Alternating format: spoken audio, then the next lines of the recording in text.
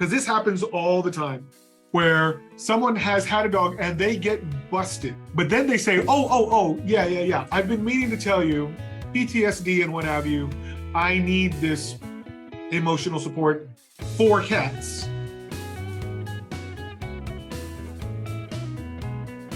You ask, okay, in order to justify this, do you have a medical professional in the state of Texas who can attest to your need for any emotional support animal?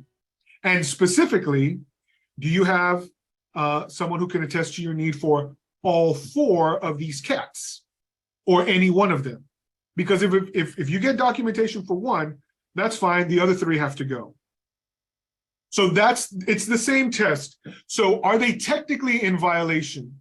Yes, because you've probably asked them about any animals that they own or have before they ever took the lease. Now you're asking a question about animals and not pets, because if you ask, do you have any pets? And they say, nope, not a single pet. I can't stand pets. But they bring on an emotional support animal or a service animal. You technically didn't ask them about that because they serve more as a medical device. So instead, in your pre-screening, you're asking about animals of any type.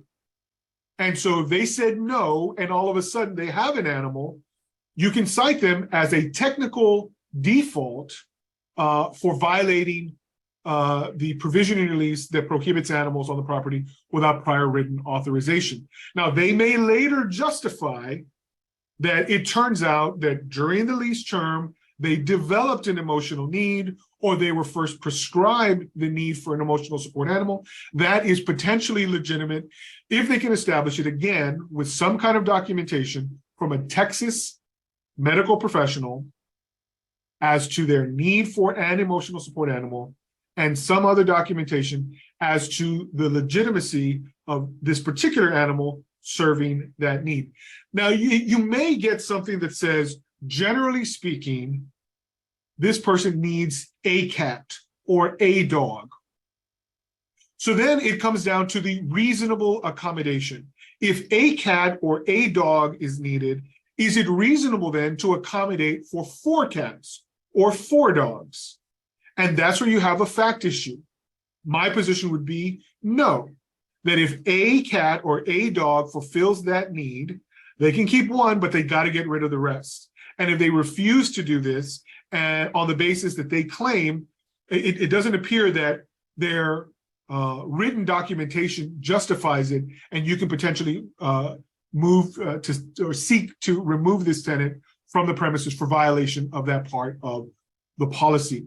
But a lot of times what's going to happen is these people make either I'm talking about the fakers, they'll make a purely oral claim that this is the case and never provide documentation, or B, they'll pull something from the interwebs that says, I hereby certify that yada, yada, yada is a trained emotional support animal, signed Joe Bag of Donuts, Saskatchewan, Canada.